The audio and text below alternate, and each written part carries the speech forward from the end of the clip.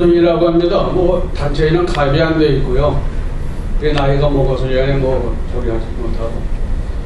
최성호 교수님한테 한 가지 여쭤보겠습니다. 그리고 박효준 교수님에게도 한 가지 여쭤볼 게 두 가지가 있습니다.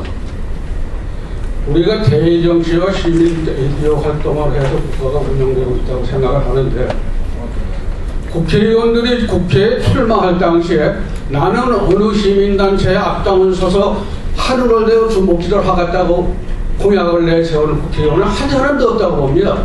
그런데 그 국회의원들이 주민들로부터 위임받지 않은 사항을 당선되고 나서는 자유롭게 활동을 하고 있어요. 반국가 체제든 김정일이를 옹호하는 적이든 김정일의 근황을 알리기 위해서 결국은 주민이 알아야 할 권리를 위해서 한다는 얘기겠죠. 그런 일을 할 수 있는 위험을 받았느냐 하는 것입니다. 국회법에서 국회의원들은 국회의원이 본분만을 할 수 있는 일만을 하지, 사회단체나 혹은 딴 저기에서 자기 본분을 이탈한 일을 주민으로부터 위임받지 않았으니까 할 수 없다고 하는 것을 국회법에서 이번에 개정을 해주시면 하는 생각입니다. 그리고 답변해 주시고요.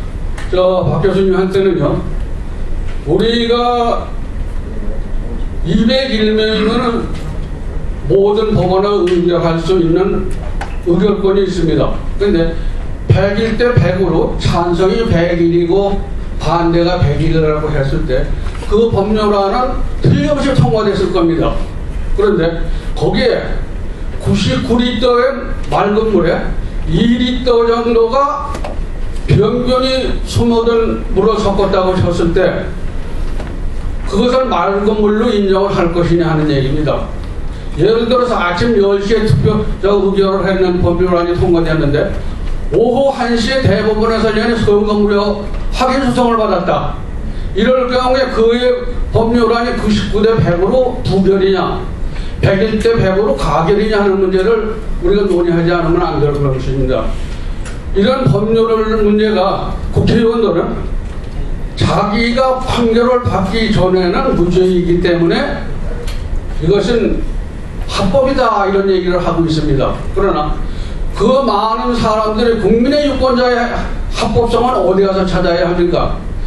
본인들의 확정 판결을 받기 전에는 합법이라고 한다면은 그 맑고 깨끗하고 정당한 투표를 행사를 한 주민들 주권 행사는 어디 가서 찾아야 하는 것입니까? 그러면 가짜가 섞인 변경이 섞인 법률안을 국회는 일반 국민들에게 그걸 마시라고 하고 있습니다. 이것이 합법적으로 할 수 있느냐 하는 겁니다.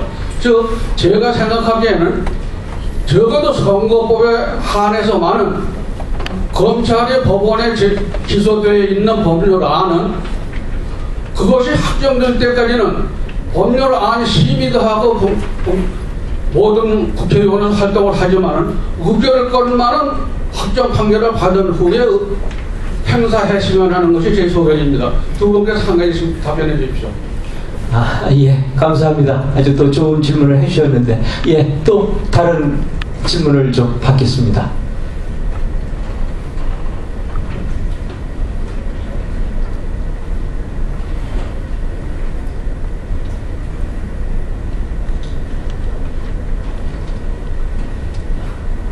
예,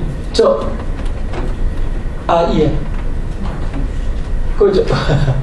네. 감사합니다. 저는 사단법인 한국독도연구원 이사장 이부규입니다. 금년 2002년도부터 우리가 연구해 왔는데 이것이 굉장히 미진한 바 있어가지고 금년 3월 4일날 사단법인화 됐습니다. 열심히 하겠습니다. 오늘 여러분들 참 좋은 말씀 하셨는데요. 제가 감히 건의드리고 싶은 것은 체제 부정적인 이러한 세력은 우리가 지금 국가보안법이 있으니까 그쪽 차원에서 처리하고, NGO 경우가 이제 약 2만여 단체 중에 천여 단체가 좀 색깔이 이제 붉은 편이라면은 이것도 근본적으로 국가보안법 차원에서 처리를 하고 NGO 분류는 가급적이면 수수하게 우리 국가와 사회에 기여할 수 있는 건전한 이러한 단체로 육성을 하면 어떻겠는가라고 건의하고 싶습니다. 미국의 캘리포니아에 있는 그 벨 연구소에서 이 세상에 사람들이 왜 실패하는가? 왜 실패하는가? 근본적인 원인이 뭔가를 테스팅을 줬는데 여러 가지가 이유가 있는데 그 중에 하나가 공통적인 답변이 나왔다고 합니다. 모든 사람들이 가지고 있는 모든 재력, 모든 그 자산, 이것을 하고자 하는 어떤 방향에 투입해서 액션에 옮기지 않기 때문에 실패한다는 거죠. 따라서 우리가 여러 가지 제도적인 장치가 있으니까 근본적으로 이 문제를 좀 적용시키면 오늘 이 문제 여러 가지 좋은 말씀 하셨지만 얼마든지 우리가 클리어할 수 있다고 감히 생각이 듭니다. 앞으로 많은 지도 전달 바랍니다. 감사합니다. 네, 우선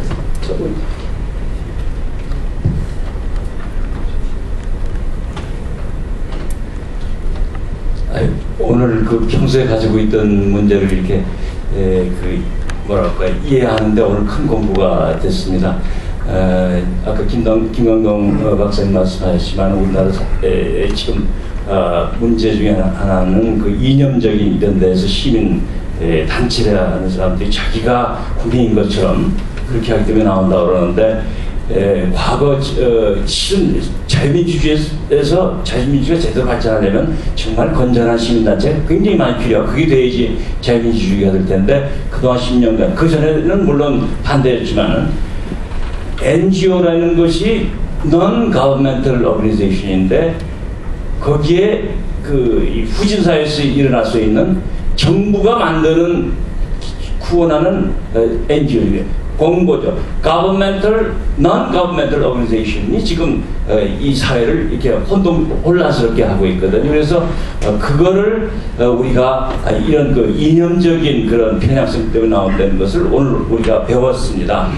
그래서 그걸 해나가는데 아까 재수호 교수님 말씀하셨지만은 우리 소위 건전한 사람들이 정말 건전한 이 시민단체를 만드는데 아까 좀 여러 가지 나왔지만 오늘 같은 이런 걸 좀 더 해서 국민교육, 건전한 국민교육을 우리가 할 필요가 있을 거라고 생각해요. 그 이외에도 어떤 방법들이 우리 사회를 건전하게 정말 진짜 NGO, Governmental Non-Governmental Organization이 아니라 진짜 퓨어한 Non-Profit, Non-Governmental Organization 만드는 구체적인 방법들이 없을까? 오늘 모두 답이 나오는 건 아니지만 좋은 의견도 있으시면 좀 주시면 감사하겠습니다. 감사합니다.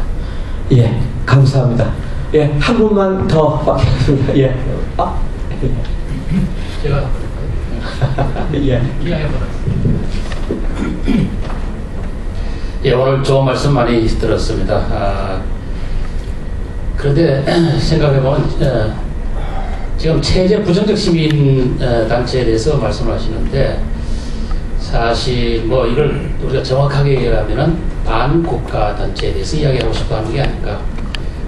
시민단체 같으면은 저희들이 다룰 이유가 없죠. 근데 지금 저희들이 생각할 때 그 뿌리는 반국가성에 있다. 근데 그 뿌리가 어디까지 들어가느냐 하면은 해방 직후에 우리나라의 미군이 주도하기 전에 수립되었던 인민공화국 그것이 아직까지도 지하에서 생존해가지고 지금 시민단체라는 얼굴을 가지고 나타나서 반국가 활동을 하기 때문에 이것이 이제 근본적으로 문제가 되어 있는데 이것을 우리가 시민단체로 보고 접근을 하고 이해하려고 하면은 이해가 안 된다고 봅니다. 그래서 지표에 나온 다들 초록색 잎을 가지고 있기 때문에 다들 우리에게 유익한 식물이라고 보고 판단해서는 실패할 것 같고 그 뿌리를 뽑아서 그 뿌리가 과연 우리 뿌리가 어디에 있느냐 이거를 밝혀야 되지 않느냐. 그래서 지금 체제 부정적이란 말은 결국은 반국가적이란 말이라고 생각하는데 이것을 그냥 이렇게 회색지대에서 보지 말고 정확하게 반국가 단체는 반국가 단체로 다루고 대한민국을 인정하는 헌법 범위 내에서 말하자면 아직까지도 시민혁명이 일어나지 않았다고 보고